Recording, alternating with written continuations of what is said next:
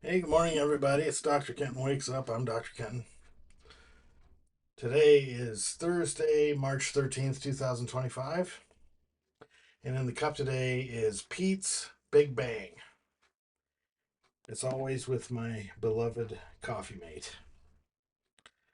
Spent a good portion of the day yesterday looking for a lost object, which I eventually decided was able to allow myself to believe that it will just show up at some point. Maybe I left it in my office. I don't know. I'll check it out. Going to the office today for a little while. I have a lunch meeting with my friends, and then probably pizza for dinner. All right, so that's pretty much it. The was struck with the. I need to write this down as I'm describing it to you. It's one of those paradoxes or dichotomies. Would you rather? Would you rather? So today is day number 19,563 of this adventure. Unbroken since August of 1971. Thursday, March 13. Okay, would you rather believe that the people in charge are evil, though incompetent, or um, beneficent and incompetent? And if you find it's easy to choose one or the other, then try to explain why or how you could tell the difference and why you would have a preference. Okay, would you rather believe that the people in charge are evil and incompetent? I might have said that wrong.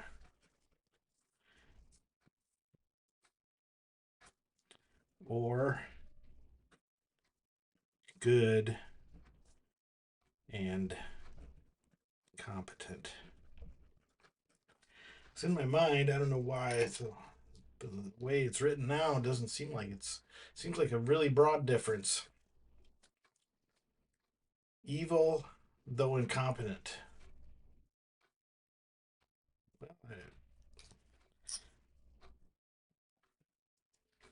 Because the evil, it's not a Doofenshmirtz evil incorporated type situation. It's more of a antisocial evil incorporated.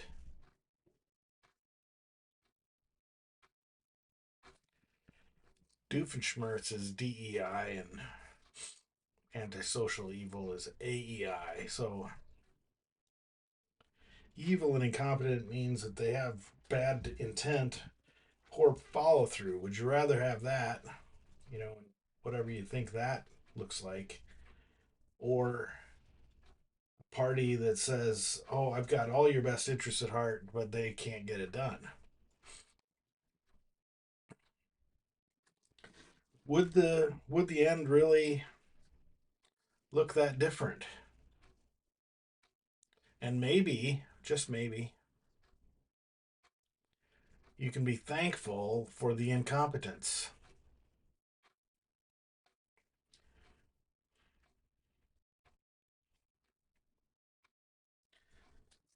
I think that part of the issue that's going on in the U.S. government these days is that there's so much misunderstanding, disunderstanding of how things work, what things actually are about. For example, if you don't know why the Department of Education exists, what its main function is.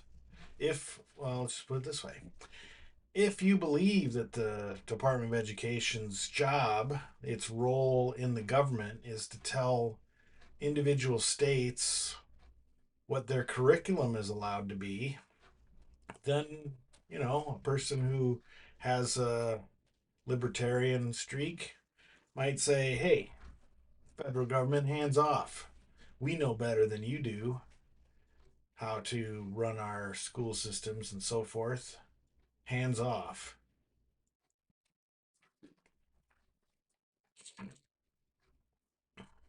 I might even get on board with that myself. Except I know that that's not what the Department of Education does. They don't have the power to tell individual states how to select their curriculum and how to implement their curriculum and so forth. What they have is um, incentives. Do If you want assistance from the federal government to provide special education services, for example, you have to do these six, seven, eight, 108, I don't know, but there are incentives. If you want help with these um, functions, to get help from the government with that, you need to report that you're doing certain things. They're not telling you how to do it. So for example, let's just take a maybe more straightforward example, and I don't even know if this really exists, but it would illustrate my point. So let's say um, people say that the Department of Education is telling schools what they're allowed to serve for lunch. That's the meals program. But what actually might be happening, I don't have the details, but it's an example, is that the federal government says, we will help subsidize a free and highly subsidized meal program if you are able to tell us how many students are receiving the meals and a list of the menus that they are receiving. Because, you know, um, a school lunch meal is not a unitary thing. There would be an incentive, for example, to offer only healthy options. They're not telling you what those options are. You might be able to choose from a list of 200 or 500 or 1,000 options,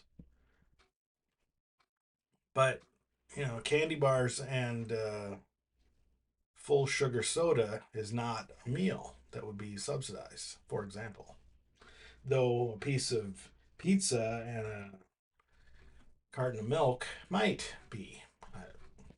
So, in the sense that the federal government is subsidizing certain meals over other potential meals, the government is saying what they will subsidize. They're not telling you what to do or how to do it.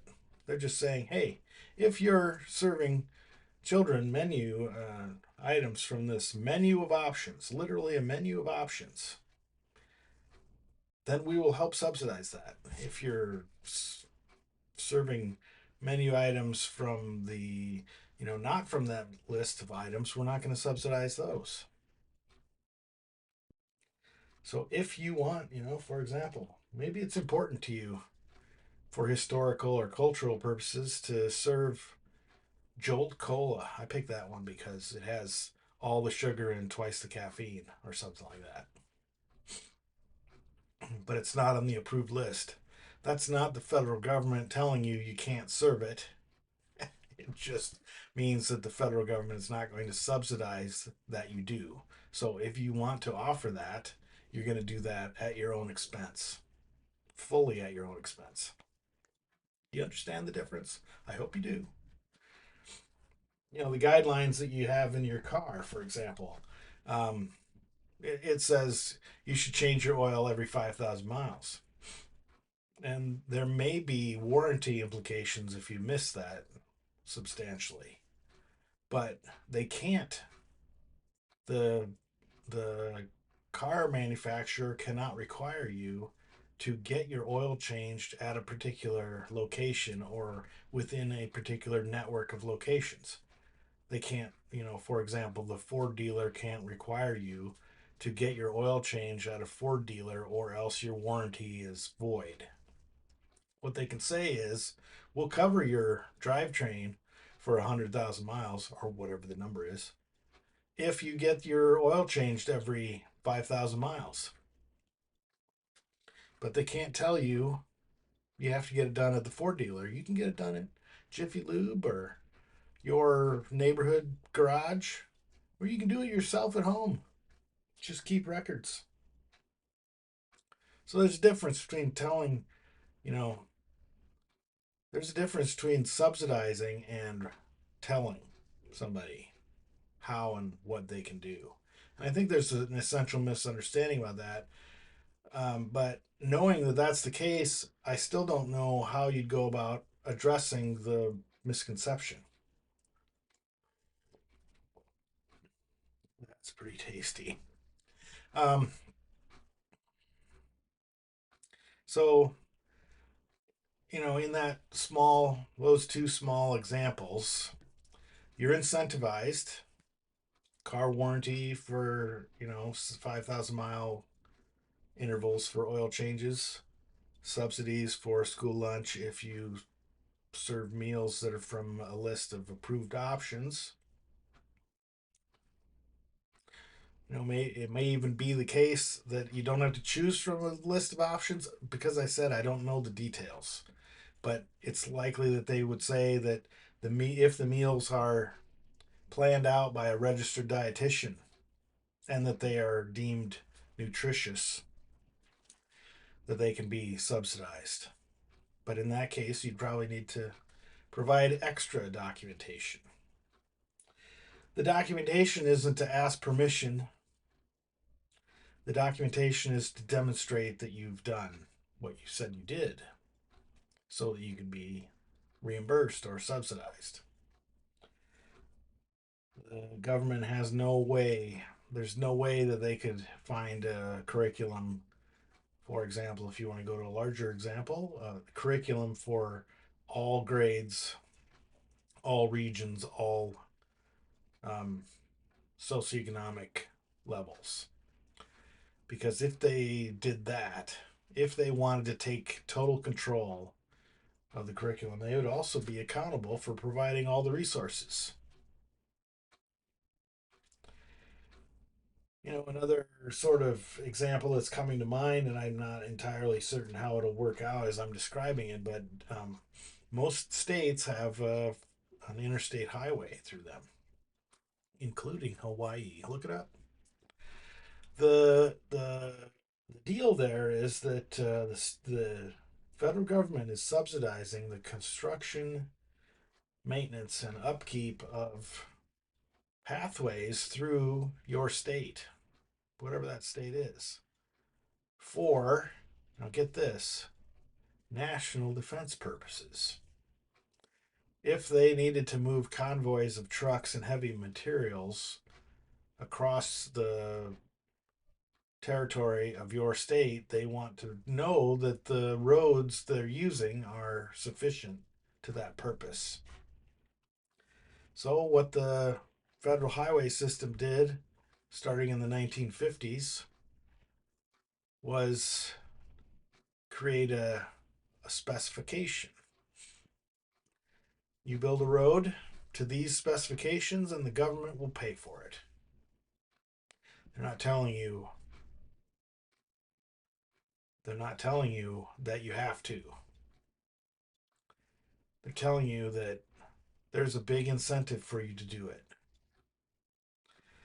I don't know that any of the states in the country said we will not build interstate highways because they're not reserved for defense use. The public can use them too. And having these interstate highways that are built to support huge mass vehicles, like let's say you're transporting tanks on um, 18 wheelers, on the trailers on an 18 wheeler, that is a heavy object being transported at several more miles per hour than it could possibly do on its own, getting from here to there or from there to here, depending on your perspective, um, in a much faster, more efficient, efficacious way. So the government subsidized the building of that. The government did not build the interstate highways. The government issued a specification. They enabled the states to purchase the land needed to create the right of way for each interstate, and then the state hired contractors to build the interstate to the specification.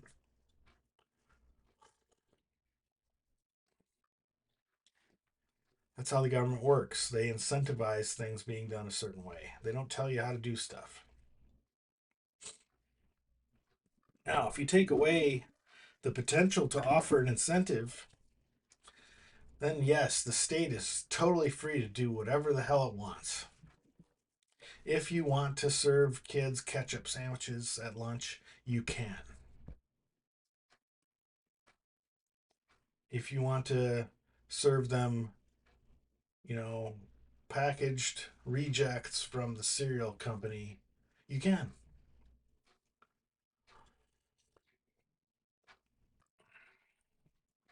If you find that the expense of special education services is too high, you can decide not to offer them. You always could.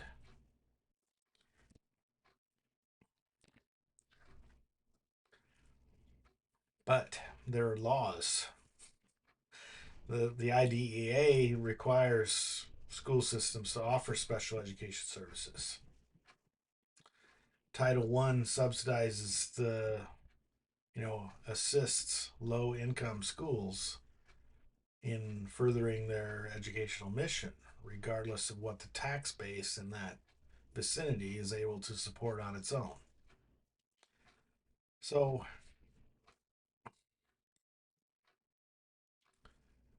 I know a bit more about the Department of Education than probably the average bear. And I'm not showing off. What I'm suggesting is that a lot of these descriptions of widespread cuts and fraud and whatever is merely a reflection of ignorance and a lack of will to understand.